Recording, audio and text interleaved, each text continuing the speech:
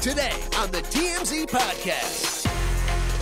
Hello and welcome to the TMZ Podcast. I'm Charlie Cotton, and today I'm joined by Derek Kaufman. Good to be here. Must have something legal up your sleeve. I do. Up those big, billowy wizard sleeves over there. I'm wearing wizard sleeves, if you can't see. Yeah, we got some legal stuff. We got some good stuff today.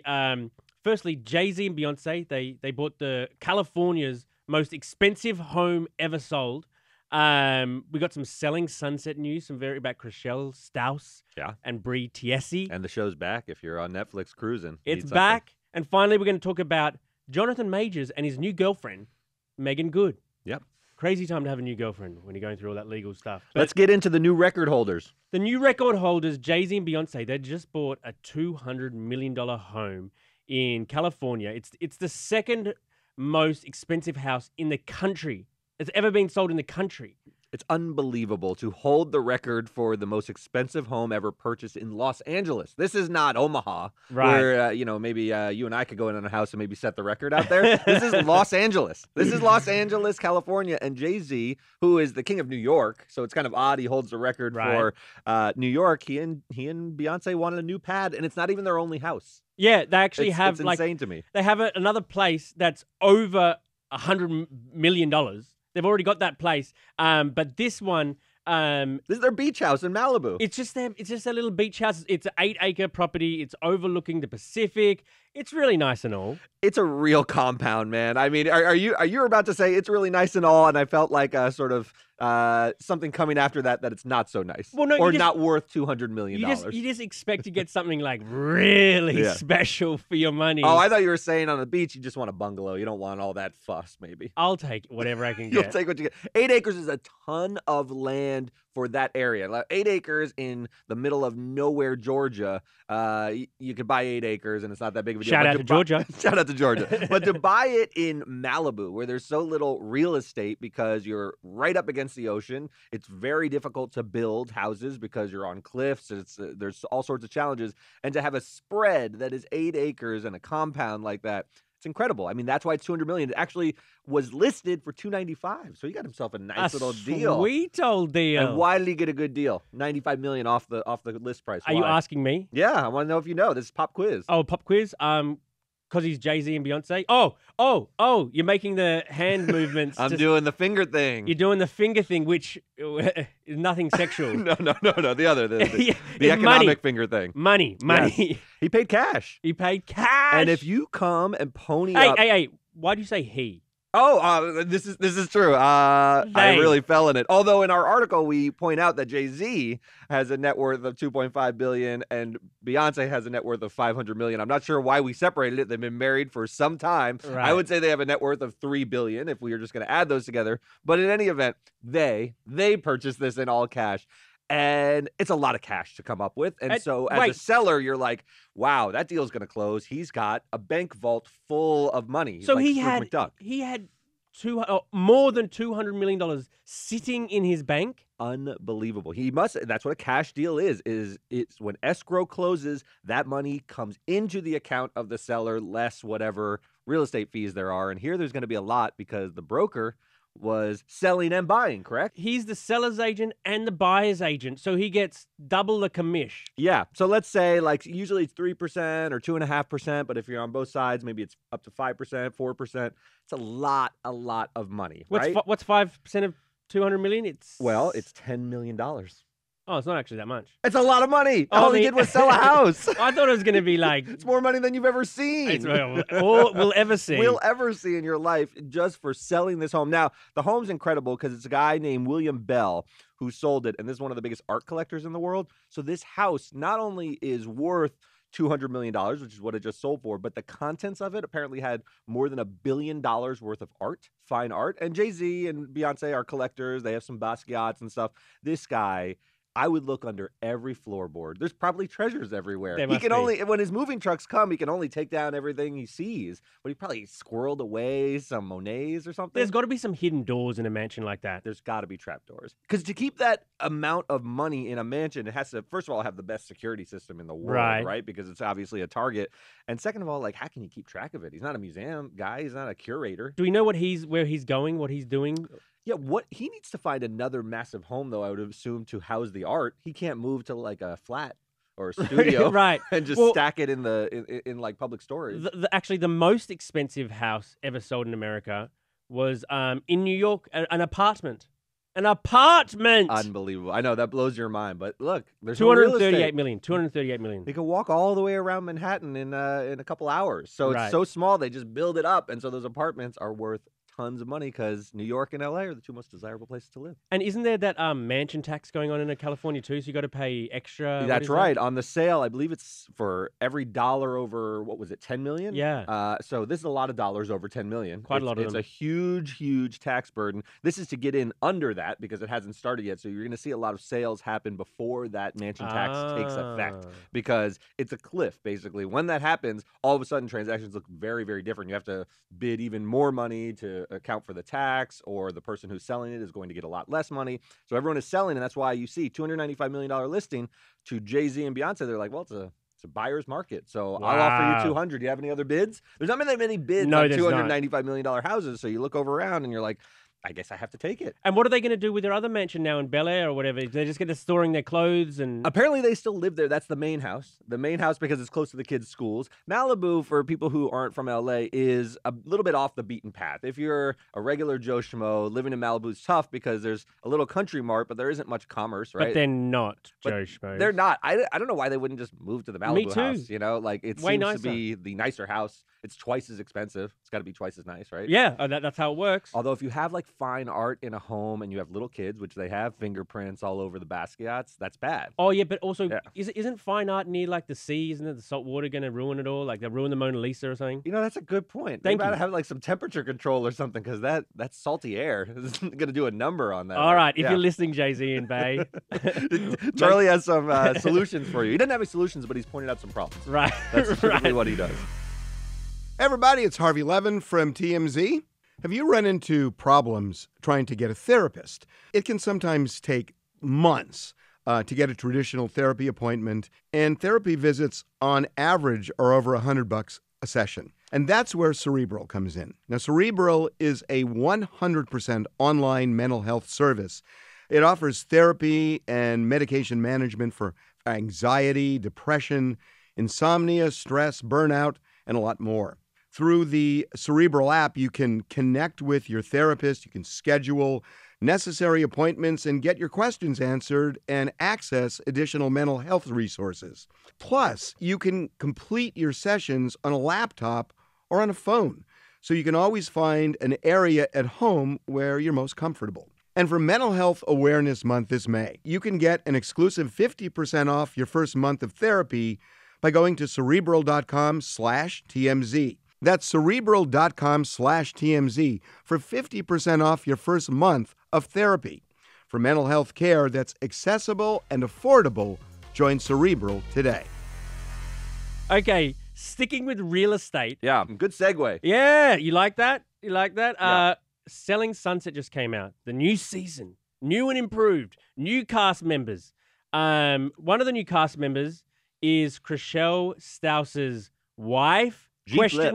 Yeah. Question mark wife. Yeah. Because they're not actually married, G-Flip and her. They did this ruse with us a week ago where they kind of pretended to be married for like Instagram and I hate this. I hate this, bro. Get the license. You are internet savvy people. Social media's been around a long time. If you put up a picture of a wedding ceremony in Vegas, the next thing we're going to wonder is it real or not? And when it's not, it's just like, come on, you knew better. You knew better. Go get the license. There's reporters who look for these things, and we know immediately whether it's real or not. It's just such an obvious fishing for PR, and like, do you really need it? Look, I'll give them a pass. I think you don't need an official license to be in love, right? I mean, you were in love with Erin long before you signed a document saying you were in love, and you felt committed to her long before then. I think they're trying to convey that we're in it for the long haul, even if they don't have the piece of paper yet that says long haul according to Wait, doesn't this joke? the law. Doesn't this joke like show? That doesn't prove that to me. This little hijinks. This hijinks makes me think that they're not the real deal. Oh, Like when they went into this relationship in the first place, a lot of people were scratching their heads, going, "Is this for real?" Or that's true. It has been questioned the entire time. what's Chriselle up to here? And so now, with this whole little joke on us, it makes me think like you guys are just all jokes. Like, Yeah. where's if they got married, and it's not too hard, as you say, to find someone to marry you. Just and I apparently, mean, Chriselle has no problems attracting mates. She's very, very beautiful. G-Flip as well. she's Chriselle's just my favorite. But not if she pulls hijinks like this. I'll be out. Honestly, I'm gonna let her know. I'm gonna let her know that you are quite upset. yes, I And am. you won't stand for it anymore. You simply won't follow her and stand for this kind of behavior, but you will follow her because she's fun to follow. She's gorgeous. Yeah. But I don't like being played for a fool like this, and this feels like kind of on the nose. Yeah, I don't like what I think are clumsy moves. Now, if someone who is older and not as savvy does something like this, I'm more likely to give a pass to a person like that. Like if Tom Hanks had a secret wedding, he's already married to Rita Wilson, but like some That'd old be a bachelor, story. let's say like George Clooney, who's not as hip to social media, like posts a wedding picture but doesn't have the license, I'd be like, I trust him. He's not looking, he doesn't need any more fame. You know, this is not a guy who's like fishing.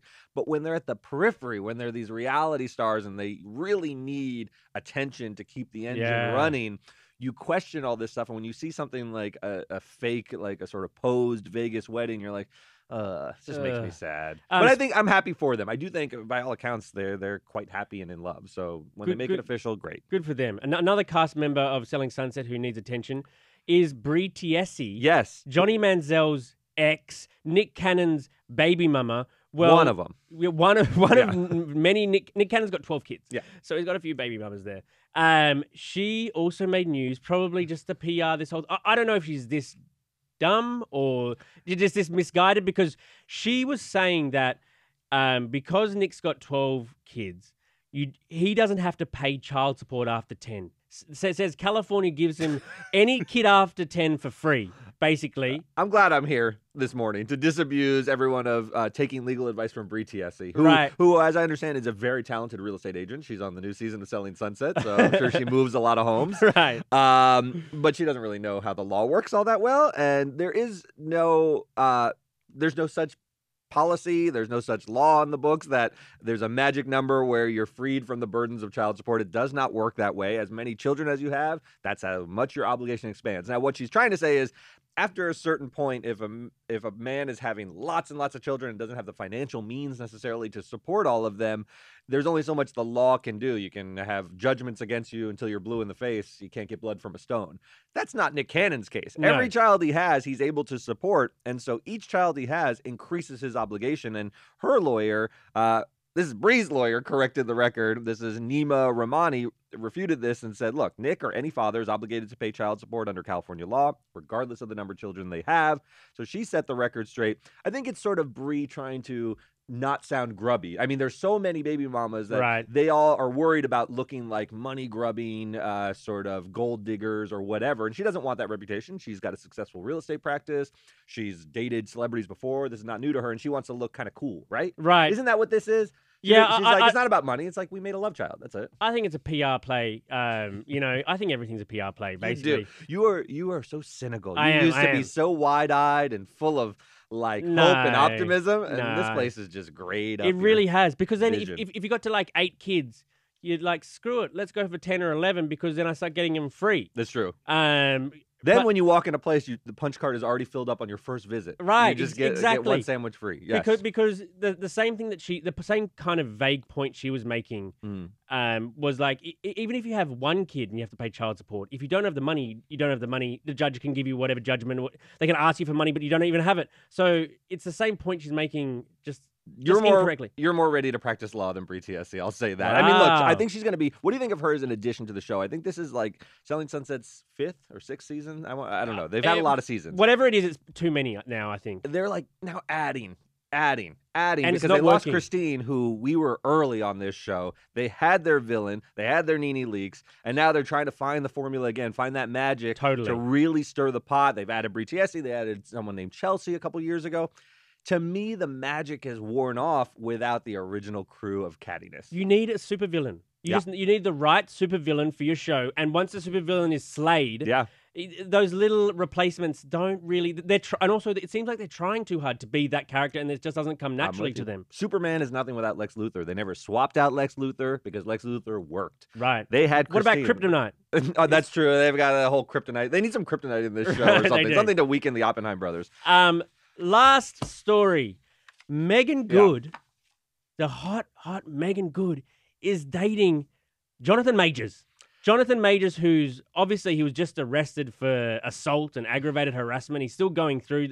He claims it's a witch hunt. It's totally innocent. He's denied entirely the allegation. It's just he says he was the victim of an assault. We saw him out holding hands and affectionate, just touching down at LAX. It's a strange time to start dating someone. People are speculating maybe Jonathan's doing it to sort of revamp his image in the wake of all this. I get this from Jonathan's perspective. I mean, Jonathan's career is in shambles. This was the lead villain for the next entire phase of the Marvel Cinematic Universe. He's Kang, and he was going to be sort of in multiple iterations in the multiverse and so forth. And all of those things are kind of in a holding pattern. And his career after Creed 3, I mean, he was really on the precipice of being the next big thing. Oh, A-grade. And I don't know what's going to happen. A bunch of his management has dropped him.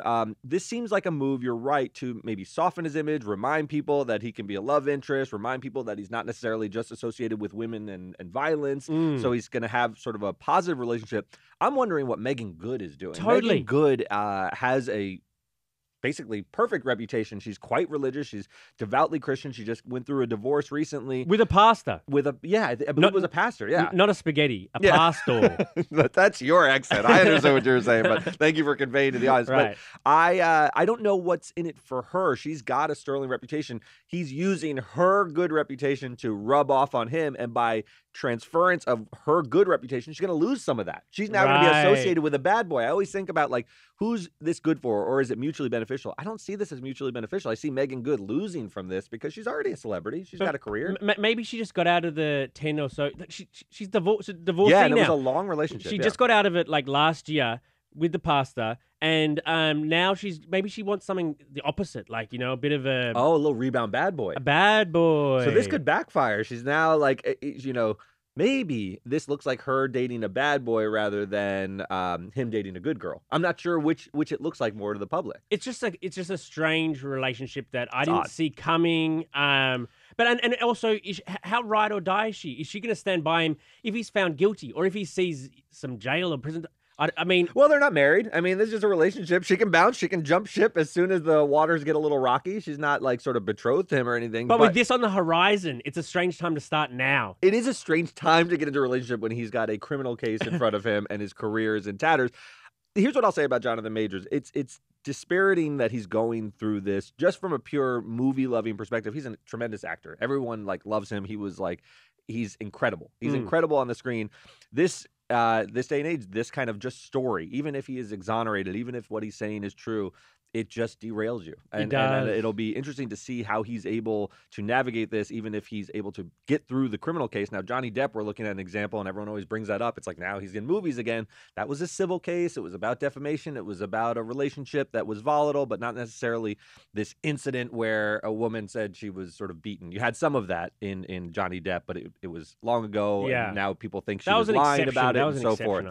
And Johnny Depp was already huge. He was like a supernova of fame.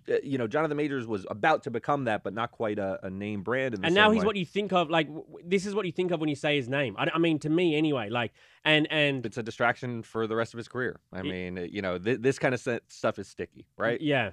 So we'll have to see. I don't know, but I think it's a cute couple. I want to take one step back. We're so cynical, and we're like, who's getting this out of it? Who's getting that? Maybe they just like each other. It's possible. They're both in Hollywood, and they're both very, very good looking. So maybe it's a real relationship, and they are just having fun. They are a cute couple. That's a good looking couple right there. It's a good looking couple.